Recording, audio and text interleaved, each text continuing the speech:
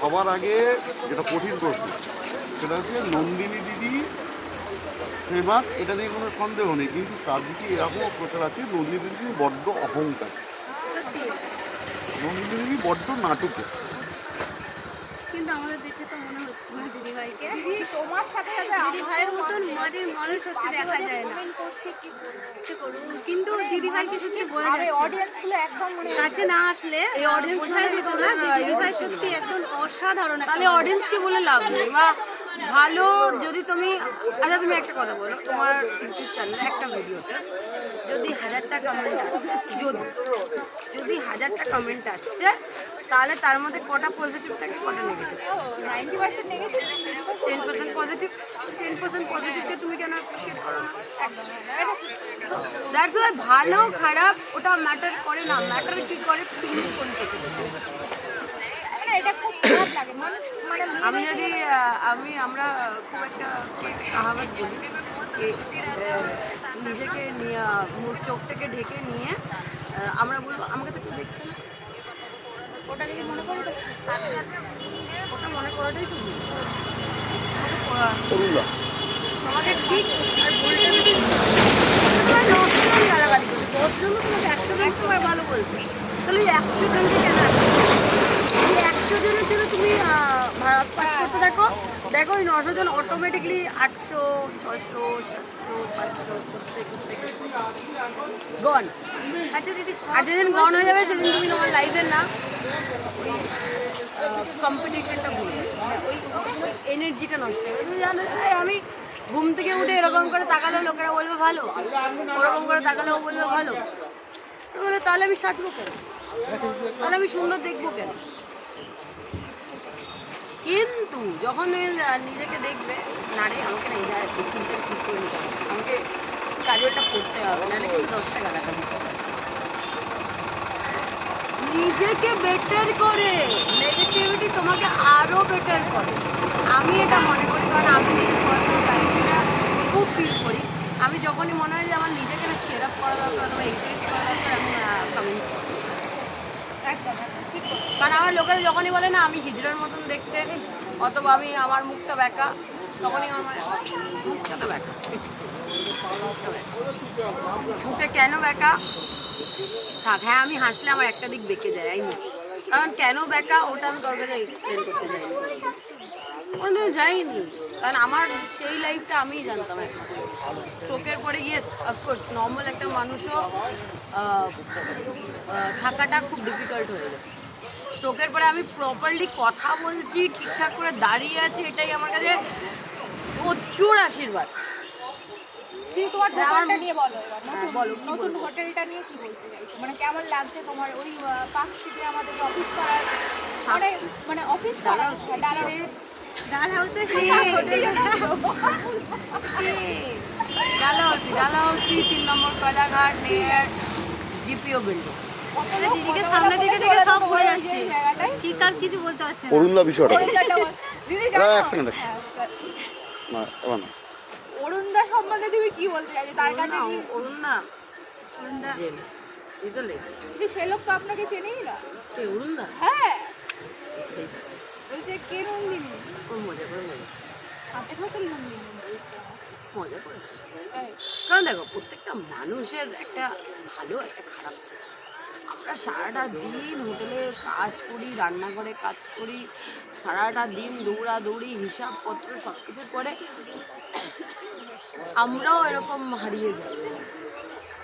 অনেক সময় তো আমার বাবাই আমাকে ফোন করে অন্য নাম্বার দিয়ে ফোন করে, ঘরের নাম্বার দিয়ে, হ্যাঁ কে বলছে, নাম্বারটা দেখ, আমি ও সরি ভুলে গেছে। আরেকটা জিনিস, এবার আমি আমাকে কেউ যদি বলে তুমি ওর বাবাকে বললে, কে বলছো, গলার চিন্তা করলে না, বাবা ওটা তোমার, এমনই অরুণদার সাথে আমার একটা দেখা হয়েছে। আমি অরুণদাকে ভীষণ রেসপেক্ট করি, প্রথমত ওনার কাজ, ওনার কথাবার্তা এত নম্র ভদ্র, আমি শিখি অরুণদার এত ঝামেলাটির মধ্যে অরুণদা এত শিখলি, জয় মা তারা বলে কথাবার্তা শুরুটাই একটা হয় না, তুমি গিয়েছিলে? না আমি কোনোদিনও যাইনি, আমার দাদার সাথে আলাদা করে একটা কিন্তু চাঁদপাড়ার যে মিষ্টি দিদি ও তো মানে একদম জেলাসি তোমার উপর, বিরাট। মিষ্টি দিদি আমাকেও বলেছে সব সময় তোমার নিয়ে নেগেটিভ, কোনোদিনও পজিটিভ বলে স্মার্ট ভাবে থাকে বলে তার জন্য এই তুমি নাকি দোকানে এত রান্না বান্না ভিড়। করো না, তুমি শুধু সেজে দাঁড়িয়ে থাকো, যা রান্না করে বাবা করে। থ্যাংক ইউ এটা বলার জন্য। মেকআপের জন্যই নিজে ওনার খাবারের গুণই এটো আছে। তুলছেন, থালা তুলছেন, আমরা নিজের চোখে দেখেছি। বলো এই কথা। আমরা নিজের চোখে দাঁড়ান, দেখছি action, action। সত্যি আমরা নিজের চোখে দেখছি যে দিদি থালা শুধু তুলছে, মানে এটো নিচ্ছে, সেখানে মানে কি করে বলছে। আমি একটা কথা বলি, দেখো একটা কথা কি জানো, আমি চাটা ঠান্ডা হয়ে গেল তোমাদের জন্য চাটাও খেতে পারলাম না, এবার আমি রাগ করছি। Sorry sorry.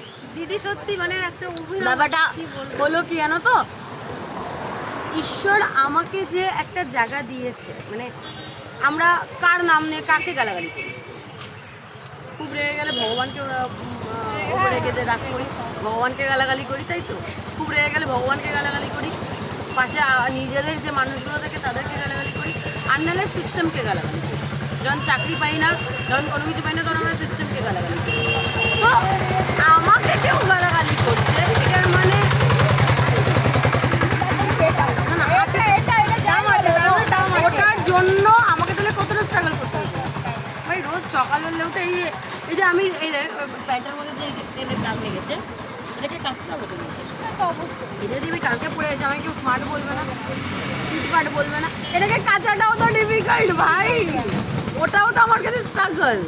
আর সবথেকে বড় কথা, আমরা কি কলকাতা থেকে সবসময় কি চাটপাড়ায় খেতে যাবো? অবশ্যই ওখানে দাম কম হতে পারে, কলকাতা থেকে চাঁদপাড়া, সে তার কলকাতাতে অনেক জায়গা আছে যেখানে খুব কম দামে খাবার পাওয়া যায়, অনেক কম দামে খাবার পাওয়া যায়।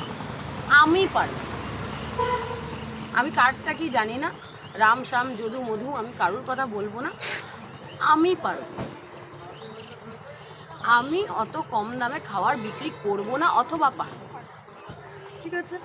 এবার কেন করবে না সেটা আমার, তোমার দ্যাট ইজ মাই বিজনেস। আমার বিজনেস আমি কিভাবে করবো না করব, আমার বাবা বলে আরেকটু দাম বাড়া, আমি তো তার কাছেও জিজ্ঞেস করি না, দাম কমাইও না, দাম বাড়াইও না, তাহলে তো তাই জন্য আমি কারোর কাছে কোনোদিন কী বলে বাউন্ড না কোনো কিছু বলার, সে যেই হোক। হ্যাঁ, অবশ্যই। তুমি তোমার মতন চলো, আমি আমার মতন ব্যবসা করি, সে তার মতন ব্যবসা করে, সে দিতেই পারে 100 টাকা মটন ভাত, কেউ দিতেই পারে অনেক 50 টাকায় মাছ ভাত, কিন্তু আমি পারবো না। এবার আমি কেন পারবো না, আমাকে কি তার মতন করে ব্যবসা করতে, তাহলে আমি কোথায়? হ্যাঁ, সে তো অবশ্যই। আমি তো আজকে আমার জন্য আমি দাঁড়িয়েছি, তাই জন্য আমি আমার মতন কাজ করি। তবে মুনমুন্দি তোমাকে ইনভাইট করেছে কিন্তু মনমন্দি ইনভাইট করেছে, যাওয়াটা খুব ডিফিকাল্ট, কারণ বর্ধমান আমি নিজের বাড়িই যাইনি, প্রায় 15 দিন হয়ে গেছে। আমার বাবা মাই রোজ বলছে বাড়ি কি যাবি না তুই এখন শ্বশুর বাড়িতে রয়েছিস? একদম, তাই জন্য বাইরে চলে যাবো। সেটাই তো বলে, ওই জন্যই জিজ্ঞাসা করছি। কারণ ও একজন, আমি তো ওনাকে সবার প্রথমে বলেছিলাম যে ও একজন ওর নিজের ব্যবসায় নিজের জায়গায় নিজে করে, আর আমি আমার জায়গায়। দাম্পত্য জীবনে কোলাহল যদি নাচ প্রয়োজন হয়, তাহলে তার লাইফটাকে বাঁচতে দিতে হয়, নিজের লাইফ নিজেকে বাঁচতে দিতে হয়। এটাই হলো হ্যাপি ম্যারিড লাইফের মূল মন্ত্র। জেনে নাও, জেনে নাও। মানে দিদির বাঁচতে দাও, বেঁচে থাকো। সবাই এইভাবেই বাঁচো। আমাদেরকে বাঁচতে দাও, নারী নির্যাতন আর চলবে না। তাহলে নারীরা নিজেরা স্টেবল হও না, নারী নির্যাতন চলবে না। এন্ড অফ দ্য চাল শেষ হয়ে গেলে, ওগো চালটা শেষ হয়ে গেছে, এনে দাও, এটাই তো বলো, না, না, নিজের দিদি। রোজগার করো। আমার গাড়িতে হেলান দিয়ে আর নারী নির্যাতন চলবে না। ভাই, আর তুমি লাইনটা বলে পাগল হয়ে গেছে, পাগল, ওই লাইনটা বলে দিচ্ছি। একদম বাজে কথা বলবে না। অ্যাড্রেসটা বলে দেবে, আমি বলছি। অ্যাড্রেস আর ওই লাইন, দিদি অ্যাড্রেসটা কি জানো? বাঙালি কোন হাতে দিকে বলবে? এদিকে এদিকে এদিকে, কোন বাঙালির দিকে? হাতে বাঙালি না।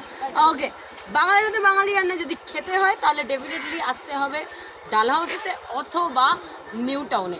যদি তোমরা নিউ টাউনের বাসিন্দা হয়, তাহলে নিউ টাউনে আকাঙ্ক্ষা মোড়, ঠিক সানরাইজ পয়েন্টের অপোজিটে আমার দোকান রয়েছে নন্দিনীদির হেসেল, এখানে তোমরা পেয়ে যাবে। আর যদি ডালহাউসি চত্বরে থাকো, শিয়ালদা চত্বরে থাকো, তাহলে ডালহাউসি 3 নম্বর Koilaghat near GPO, opposite to GPO, definitely আসতে হবে। Thank you. আমাকে না কেউ একটুখানি না লাইন হিন্দি বলতে হবে তো, হিন্দিতে অ্যাড্রেস